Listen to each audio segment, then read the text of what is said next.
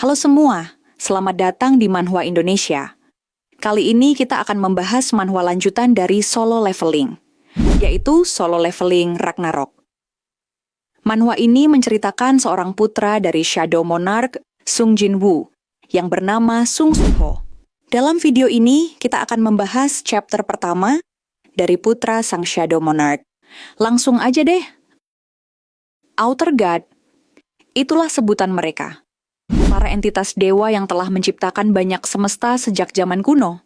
Mereka juga disebut sebagai sosok absolut. Para sosok absolut ini telah menciptakan banyak hal, baik sebuah kehidupan maupun sebuah aturan. Namun para sosok absolut ini merasa bosan mengulangi siklus tersebut. Tentu saja karena mereka abadi. Oleh karena itu, mereka memikirkan satu hal untuk menikmati lorong waktu tersebut, yaitu menikmati peperangan antara ciptaan mereka. Para sosok absolut ini merasa terhibur saat menghancurkan ciptaan mereka sendiri. Banyak ciptaan dari sosok absolut ini mengulangi proses kematian dan kebangkitan yang tak berujung dalam peperangan. Namun, terjadi sebuah insiden. Seorang sosok absolut terbunuh oleh salah satu ciptaannya saat mengamati pertarungan tak berujung itu. Hal tersebut tentu menarik perhatian para sosok absolut dari dimensi lain. Para sosok absolut tersebut berkumpul mengamati dunia yang telah kehilangan penciptanya. Meski begitu, para sosok absolut ini mengabaikan fakta bahwa ciptaan dapat membunuh penciptanya. Di sisi lain, mereka memiliki satu pemikiran yang sama untuk mengklaim kekuatan dari ciptaan yang berhasil membunuh penciptanya.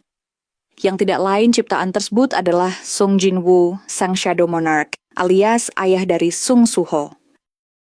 Kisah diawali dengan diterimanya Sung Soo-ho di Universitas Seni Korea. Teman-temannya tidak menyangka akan hal itu, karena mereka tidak menyangka bahwa Soo-ho akan diterima di universitas itu. Soo-ho pun merasa sangat bahagia. Lalu, tiba-tiba ada seseorang datang. Dia adalah Lee Eun-chul. Dia mengucapkan selamat kepada Soo-ho karena telah diterima di Universitas Seni Korea. Lee Eun-chul berkata bahwa berkat Soo-ho, rencananya untuk mengambil alih sekolah telah gagal. Namun, Soo-ho menjawab bahwa berkat Lee Eun-chul, Soo-ho bisa lulus. Eun-chul terkenal karena tindakannya yang kasar. Di sini, semua teman sekelas Soo-ho pun mulai melihat pertikaian ini dan merasa kasihan pada Soo-ho yang hanya ingin hidup bahagian setelah orang tuanya menghilang. Namun Eun-chul malah membuat masalah dengan Soo-ho. Dan tiba-tiba Eun-chul melayangkan tinju kepada Soo-ho. Namun, Soo-ho langsung membalas tepat di wajahnya. Soo-ho terkejut. Anehnya, serangan balasan Soo-ho tidak dapat menjatuhkan Eun-chul. Seketika Eun-chul mengeluarkan kekuatannya dan mulai menyerang Soo-ho lagi. Sambil terkejut, Soo-ho dapat menghindari serangan berbahaya tersebut. Hal itu mengejutkan semua orang di sana, karena serangan tersebut sampai melubangi lemari di ruang kelas. Eun-chul pun sama halnya terkejut dengan hal itu, karena ternyata dia tidak sadar telah membangkitkan sebuah kekuatan. 2 tahun kemudian, Soo-ho telah menjadi mahasiswa tahun kedua di Universitas Seni Korea. Saat perjalanan menuju universitas, Soo-ho melihat sebuah gate. Para hunter saat itu sedang melakukan raid di dalam gate dan sudah lebih dari 8 jam berada di sana. Menurut petugas yang ada di sana, gate ini berada pada rank D. Para hunter yang melakukan raid seharusnya akan segera keluar dan menyelesaikan gate itu. Mereka yang merupakan non-hunter, termasuk Soo-ho, diminta untuk mundur dan tidak mendekati gate karena berbahaya. Sejak 3 tahun yang lalu, seisi dunia telah banyak berubah dengan munculnya sebuah gate. Gate merupakan sebuah jalur menuju sebuah dungeon, di mana para monster di dalam akan keluar dan mengamuk setelah waktu tertentu. Namun, manusia juga mulai berubah.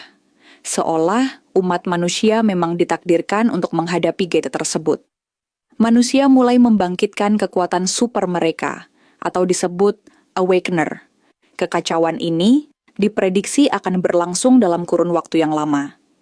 Namun, hal ini segera diatasi setelah munculnya Awakener bernama Woo Jin-chul dan menciptakan asosiasi Hunter untuk mengumpulkan semua Awakener di bawah satu bendera dengan gelar Hunter. Kini, Dunia terpisah antara hunter dan orang-orang non-hunter, atau manusia biasa tanpa kekuatan super, termasuk Suho. Suho yang hanya seorang mahasiswa seni, sedikit mengeluh tentang betapa mudahnya orang lain untuk mendapatkan uang dengan menjadi hunter. Sedangkan non-hunter perlu bekerja keras seperti semut untuk mendapatkan uang. Perbedaan tersebut membuat para semut ini menyadari batasan mereka.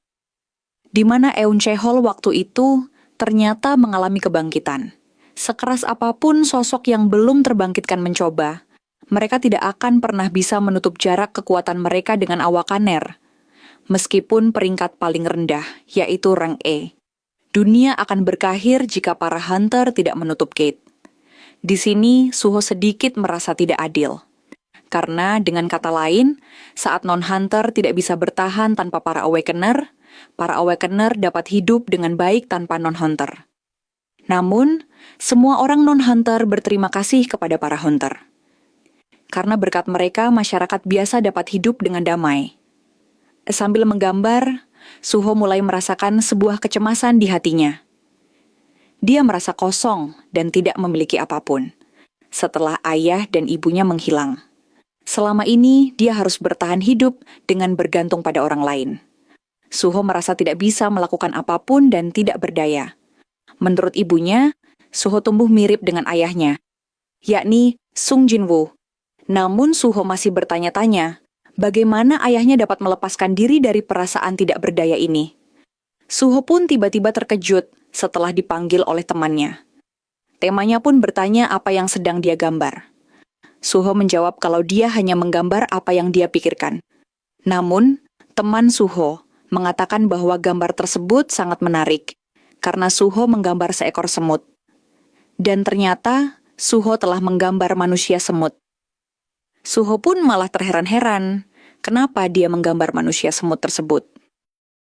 Para hunter yang tadi melakukan penyerangan atau raid di dalam gate akhirnya keluar.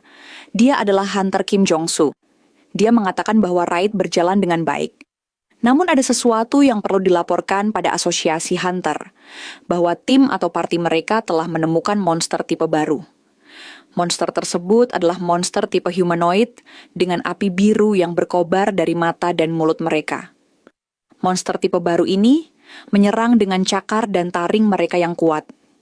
Kim Jong-soo mengatakan bahwa kalau ini bukanlah masalah besar, karena dia baik-baik saja meskipun tergores. Namun, mereka tetap monster baru yang belum pernah terlihat sejak kemunculan gate. Sesaat akan membuat laporan, goresan dari serangan monster tipe baru yang ada pada lengan Kim Jong-soo mengeluarkan api biru. Sesaat setelah itu, Kim Jong-soo berdiri kaku dan menjatuhkan senjatanya. Dan tiba-tiba, Kim Jong-soo menyerang petugas Gati yang ada di sana. Semua orang di sana termasuk hunter party Kim Jong-soo pun terkejut. Salah satu parti Kim Jong-soo mengatakan bahwa api tersebut sama dengan api milik monster tipe baru yang mereka temui di dalam dungeon. Dan tiba-tiba Kim Jong-soo menyerang salah satu parti raid-nya yang membuat semua orang di sana kabur ketakutan. Kejadian tersebut ternyata tidak jauh dari kelas Suho. Setelah melihat dari jendela kelas, Suho dan temannya terkejut melihat pemandangan yang mengerikan di mana orang-orang saling bertarung satu sama lain. Salah satu teman Suho mengatakan mungkin ini adalah dungeon break, di mana monster keluar dari dalam gate. Suho melihat salah satu monster berada di atas gedung, dan monster tersebut tiba-tiba melompat menuju ke arah Suho berada. Karena ketakutan, semua orang termasuk Suho pun lari. Saat Suho berlari, salah satu temannya ada yang tidak bisa berdiri dan meminta pertolongan. Namun, Suho tetap berlari dan mengatakan bahwa dia akan memanggil hunter ke tempat tersebut dan meninggalkan temannya. Dia tampak ragu karena telah berkata dan bersikap seperti itu. Dia juga menyadari bahwa itu adalah satu-satunya hal yang bisa dilakukan seorang non-hunter seperti Suho. Namun dia tetap merasa ragu akan hal tersebut. Dia merasa tidak akan ada yang berubah jika dia tidak melakukan sesuatu dan terus membuat alasan. Tiba-tiba muncul bayangan ayah Suho yang menatap Suho dengan tajam.